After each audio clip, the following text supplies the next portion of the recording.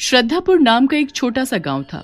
उसी गांव में चमन नाम का एक आदमी रहता था। शाम होने से पहले ही चमन जल्दी जल्दी अपने खेतों में काम करता है और अपने घर की ओर चल देता है।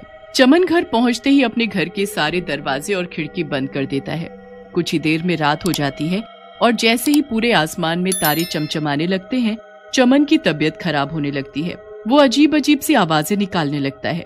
देखते ही देखते चमन का शरीर एक भयानक रूप लेने लगता है। उसके बड़े नुकीले नाखून और लंबे दांत निकल आते हैं और वो एक भयानक भूत बन जाता है। मुझे बहुत प्यास लगी है। मुझे इंसान का ताजा ताजा खून पीना है। ऐसे बोलकर भूत घर से बाहर निकल जाता है और अपना शिकार ढूंढने लगता है। तभी रात में कालू अपने घर के बाहर अपनी बकरियों को चारा खिला रहा होता है कि उसकी नजर दूर खड़े भूत पर पड़ती है। कालू जैसे ही उस आदमी के पास जाकर देखता है तो उसके चेहरे की हवाइयां उड़ जाती हैं और वो डरते हुए बोलता है, अरे अरे अरे मर गया। अरे ये भयानक भूत यहाँ कहाँ से आ गया? अरे जलाल तू आई बला को टाल तू। अच्छा हुआ कि तू खुद ही चलकर मेरे पास आ गया। बहुत भूखा हूँ मैं और अब तुझे खाकर अपनी भूख मिटाऊंगा। अरे हम तो अपनी बकरियों को खाना खिला रहे थे। हमें क्या खबर थी कि हम ही किसी का खाना बनने वाले हैं। अजी भूत साहब, हमका मत खाओ। हम वैसे भी कई दिनों से बीमार हैं। अगर आप हमका खाओगे तो आप भी बीमार हो जाओगे। बहुत हो गई तेरी बकबक, अब तू नहीं बचने वाला। ऐसे बोलते ही भूत कालू की गर्दन पर अपने बड़े बड़े दांत मारकर उसे खा जाता है और जैसे ही सुबह होती है वो फिर से आम आदमी के रूप में बदल जाता है। सुबह सुबह जब गांव के लोगों को कालू की लाश दिखाई देती है तो सभी गांव वाले बड़े ही हैरान होते हैं। बेचारा, ना जाने किसने इसे इतना बुरे तरीके से मार डाला। अब इस तरह से चमन रोज रात होते ही डरावना भूत बन जाता और गाँव के लोगों को मार कर खा जाता। आए दिन गांव के लोगों की लाश मिलने से गांव के लोग बहुत ही डरे हुए थे कि तभी एक रात शंकर उस भूत को गांव में घूमते हुए देख लेता है और सुबह होते ही भूत की खबर पूरे गांव में फैला देता है। अरे ना जाने कौन शैतान हमरे गांव में घुस आया है, जो हर रात कोनो न कोनो को अपना शिकार बना लेता है। अरे भूत के डर से तो हमने रात में अपनी गैया को चारा देना तक बंद कर दिया है। सच में भैया, इस भूत ने तो हम लोगों का रात में घर से बाहर निकलना बंद कर दिया है। अब तो हम सभी गांव वालों की भलाई इसी में है कि हम सभी रात होते ही अपने अपने घरों में बंद रहें।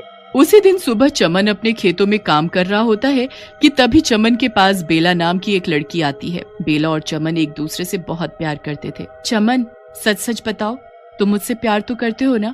अरे ये भी कोई पूछने की बात है? फिर जब भी मैं तुमसे शादी करने की बात करती हूँ तो तुम शादी करने से मना क्यों कर देते हो?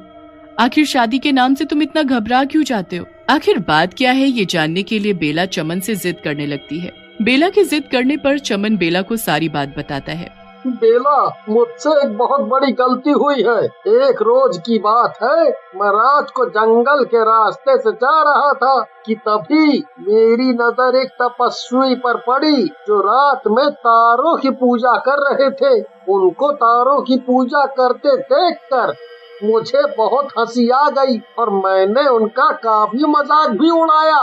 मेरे मजाक उड़ाने पर तपस्वी जी ने क्रोध में आकर मुझे ये श्राप दे दिया कि जैसे ही आसमान में तारे निकलेंगे मैं आम आदमी से भूत बन जाऊंगा। काश आसमान में तारे ना होते तो तुम कभी भूत ना बन पाते। उसी रात चमन डरावने भूत के रूप में अपने शिकार की तलाश में यहाँ वहाँ घूम रहा होता है। अरे ये सब गांव वाले कहाँ जाकर मर गए? एक भी आदमी या औरत बाहर दिखाई नहीं दे रहा। अब मैं अपनी भूख कैसे मिटाऊंगा?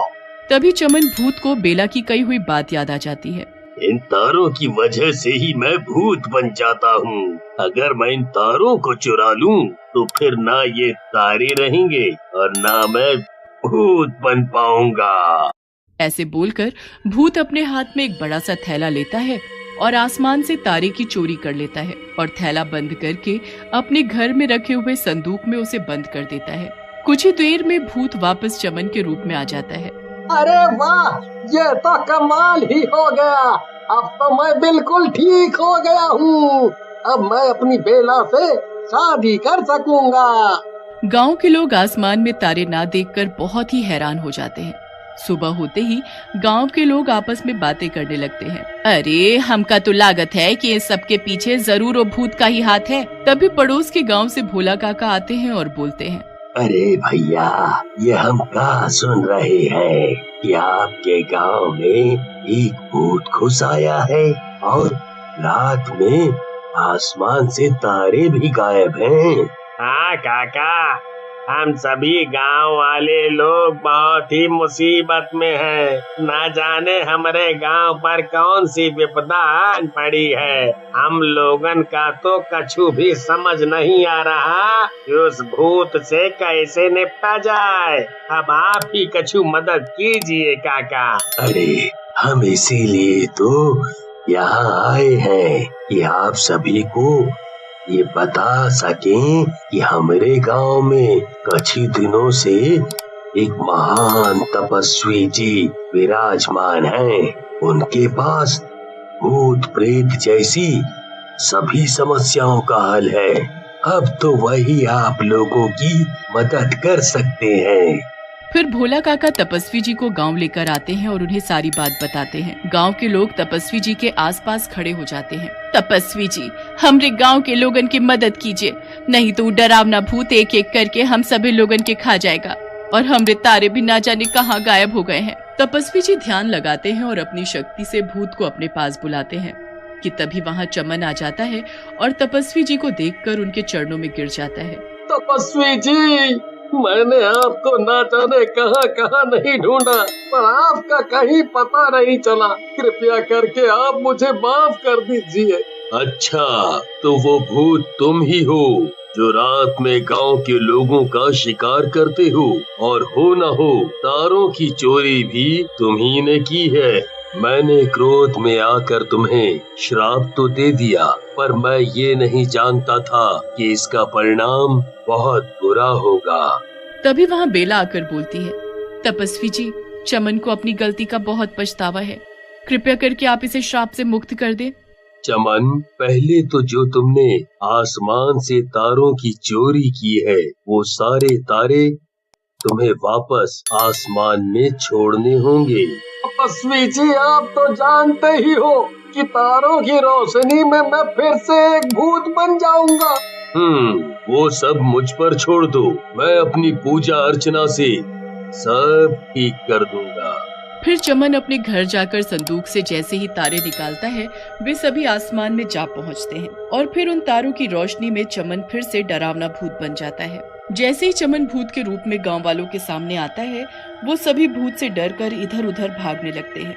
तभी भूत गंगूताई का गला पकड़ लेता है और बोलता है, बहुत भूख लगी थी, आखिर आज शिकार पकड़ में आ ही गया। अरे भूत भैया, हमका छोड़ी दो। तपस्वी जी, हमका ये भूत से बचाओ। अरे कोई तो हमका ये भूत के पंजे से बचाओ। तपस्वी जी मन ही मन भगवान का पाठ करने लगते हैं और अपने थैले से बजरंगबली की भभूत निकालकर भूत के शरीर पर डाल देते हैं। भूत गंगूताई को जमीन पर पटक देता है और तपस्वी जी के पास जाकर खड़ा हो जाता है। तपस्वी जी मंत्र पढ़ते हुए अपने थैले से गंगा जल की शीशी निकालते हैं और गंगा जल भूत के ऊपर डाल देते हैं। बजरंगबली जी की भभूत और गंगा जल से भूत का सारा बदन जलने लगता है और वो जोर जोर से चिल्लाने लगता है, तपस्वी जी, ऐसे तो भूत के साथ चमन भी भस्म हो जाएगा। जब तक आसमान में तारे छाए हैं, तब तक चमन को ये दर्द सहना होगा, मगर जैसे ही दिन निकलेगा तो चमन से श्राप भी हट जाएगा और वो फिर से आम आदमी बन जाएगा। कुछ ही देर में सुबह भी हो जाती है और चमन भूत के श्राप से मुक्त हो जाता है। तपस्वी जी, आपने ये श्राप हटाकर मुझ पर बहुत बड़ा उपकार किया है।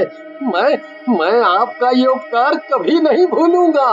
गांव के सभी लोग तपस्वी जी का धन्यवाद करते हैं।